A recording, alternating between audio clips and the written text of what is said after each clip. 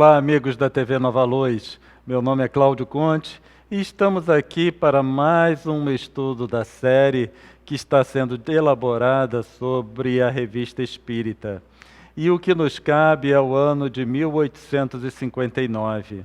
Nesse estudo especificamente, nós selecionamos um artigo do mês de maio de 1859, intitulado O Laço do Espírito e do Corpo. E essa série de estudos sobre a Revista Espírita é exatamente para demonstrar a quantidade de informação presente nessas várias edições dessa revista, que é tão importante para o nosso estudo e entendimento da doutrina espírita em si. Então, o que nós vamos falar hoje, como já dissemos, o laço do espírito e do corpo. E Kardec, nesse artigo, ele relata um evento que aconteceu com a senhora Schutz, que é uma médium de desdobramento, e em várias oportunidades, essa senhora foi evocada durante o próprio sono. Então ela diz o seguinte, Kardec diz o seguinte: um dia, ou melhor, uma noite, depois de uma conversa bem longa, ela disse: estou fatigada, tenho necessidade de repouso, eu durmo, meu corpo dele tem necessidade. Então, durante essa evocação em que o corpo da senhora Schutz estava dormindo e ela, enquanto espírito desdobrada, ela trazia ou ela entrava em comunicação mediúnica com Kardec e, obviamente, seus companheiros. Então, nesse dia, ela relata que estava cansada e o corpo também estava necessitando de repouso, apesar dele estar em casa, em sono, no estado de sono. Kardec, então, diante dessa informação, ele volta a questionar a senhora Schutz, porque ele estranha que o corpo estava cansado se o corpo estava em estado de sono profundo, enquanto ela, espírito desdobrado, é que estava trabalhando. Então Kardec pergunta, sobre isso, se lhe fez esta pergunta: vosso corpo pode repousar, falando-vos, eu não altero. É vosso espírito que está aqui, e não vosso corpo. Podeis, pois, conversar comigo sem que o corpo, sofra com isso? Então essa é uma dúvida muito comum, porque comumente se pensa que se o espírito está desdobrado e o corpo adormecido, o espírito continua as suas atividades sem que o corpo perceba ou se ressinta pelas atividades que o espírito vem desenvolvendo. Então, baseado nessa premissa, que Kardec pergunta, diante da oportunidade que surgiu, ele pergunta para o espírito desdobrado: mas o seu corpo está dormindo, quem conversa aqui comigo é o espírito, ele se cansa, o corpo se cansa? E vamos ver então o que a senhora Schutz, enquanto espírito desdobrado, responde a Kardec. Estais errado, crendo isso. Meu espírito se desliga bem pouco do meu corpo, mas é como um balão cativo, retido por cordas. Quando o balão recebe os abalos ocasionais pelo vento, o poste que o mantém cativo sente a comoção dos abalos transmitidos pela amarração. Então ela faz comparação, ela é espírito, corpo, como um balão preso num poste. Então vamos ver, nós fizemos aqui uma pequena animação para nós tentarmos ver visualmente o que a senhora Schutz deseja transmitir pela sua fala. Então no slide nós temos um bastão e nele está preso um balão de gás. A partir do momento em que uma brisa ou um vento começa a soprar, o balão sente o efeito do vento e, com isso, ele vai se movimentar de acordo com a direção do vento e, consequentemente, a haste também vai sofrer uma determinada deflexão em decorrência da pressão do balão sobre ela. No momento em que o vento começa a soprar na outra direção, o que temos é um comportamento ao contrário. Então o balão vai sofrer uma deflexão na outra direção. Então nós percebemos essa haste sofrendo a deflexão. Então o que nós temos no final é o seguinte, porque o evento em si, ou a força do vento, é exercida sobre o balão.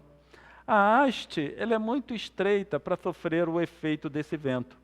Então o balão é que sofre o efeito do vento. Porém, o bastão vai se ressentir, entre aspas, em decorrência do efeito do vento com relação ao balão. Então, se nós formos pensar direitinho, o bastão em si não sabe por que está envergando. O balão sabe por que está envergando, que é o fluxo do vento. Mas a haste em si, ele só sente a força que é exercida pelo balão. Então, a senhora Schultz continua a sua descrição.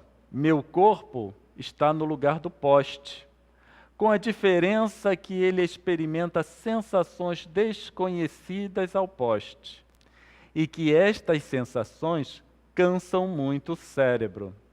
Eis porque meu corpo, como meu espírito, tem necessidade de repouso. Então ela diz que tanto o corpo quanto o espírito têm necessidade de repouso.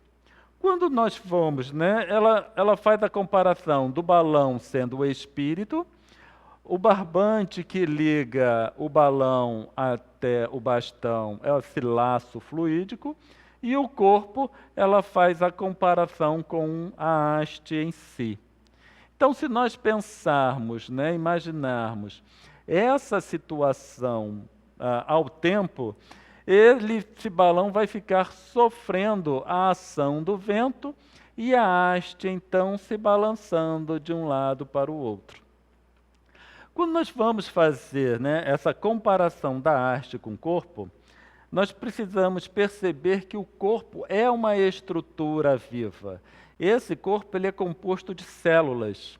Não é apenas uma estrutura material como o bastão em si, mas é composto por uma estrutura viva.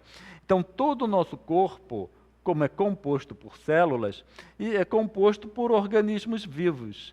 Em decorrência disso, o corpo, por si só, ele já tem um padrão de funcionamento na manutenção da vida como um todo.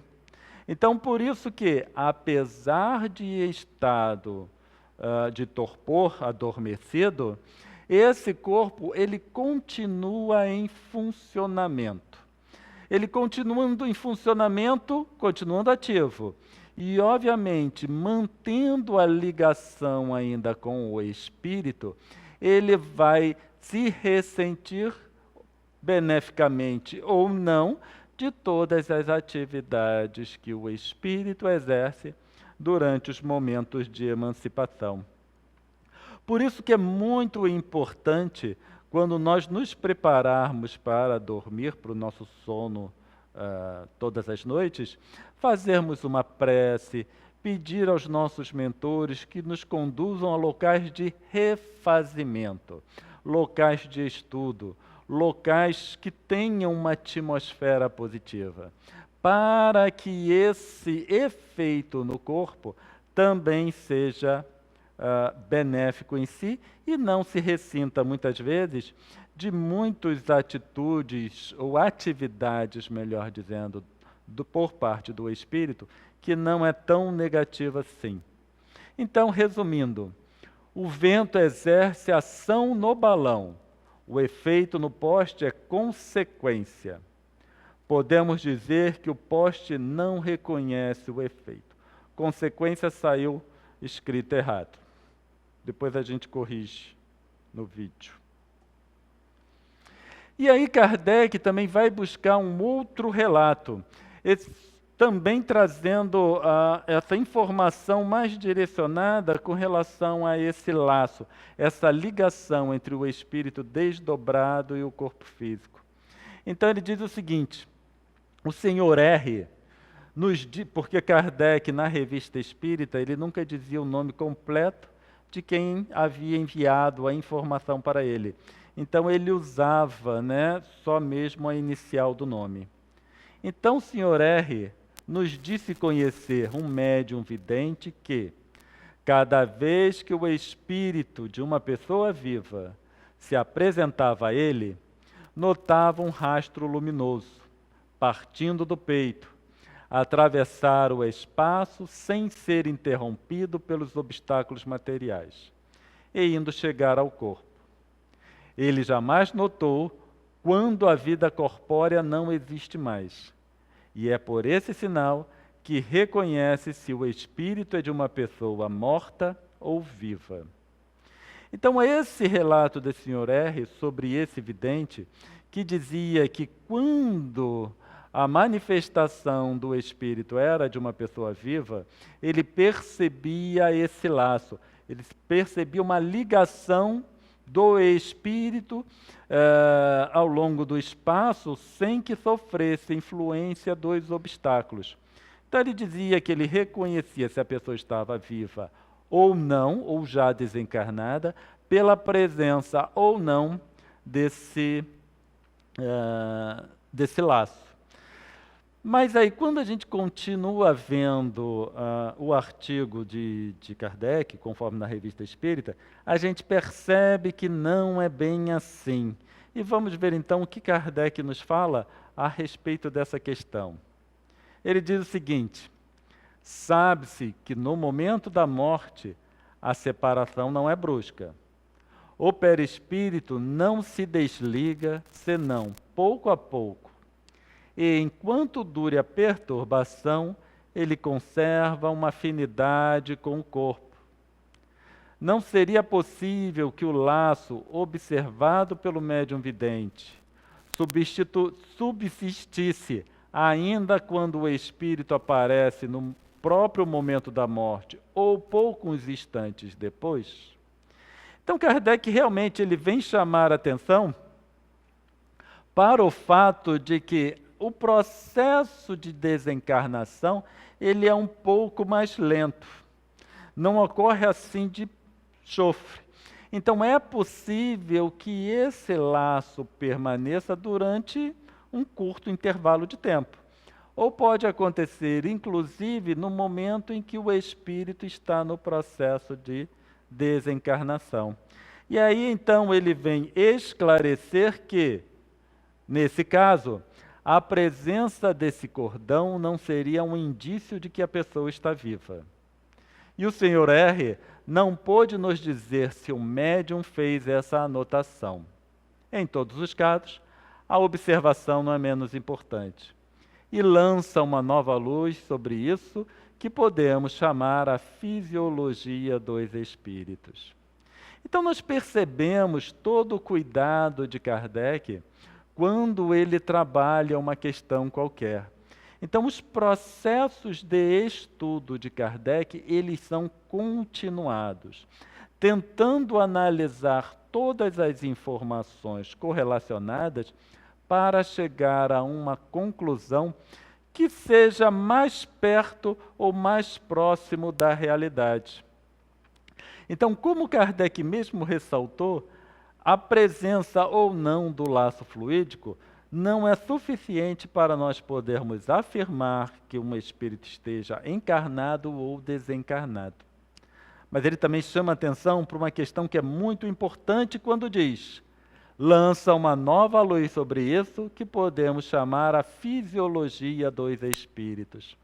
Então a gente percebe a preocupação de Kardec em ampliar o máximo possível o conhecimento com relação ao mundo espiritual, ao mundo dos espíritos. E qualquer pequena informação vai contribuir para fazer um quadro do panorama mais geral. Então é disso. Essa informação é um auxílio para se estudar ou compreender a fisiologia dos espíritos. E encerramos aqui mais esse vídeo com mais um tema bastante instigante e, obviamente, convidamos vocês para verem todos os slides, todos os vídeos, que são disponibilizados pela TV Nova Luz. Muita paz a todos.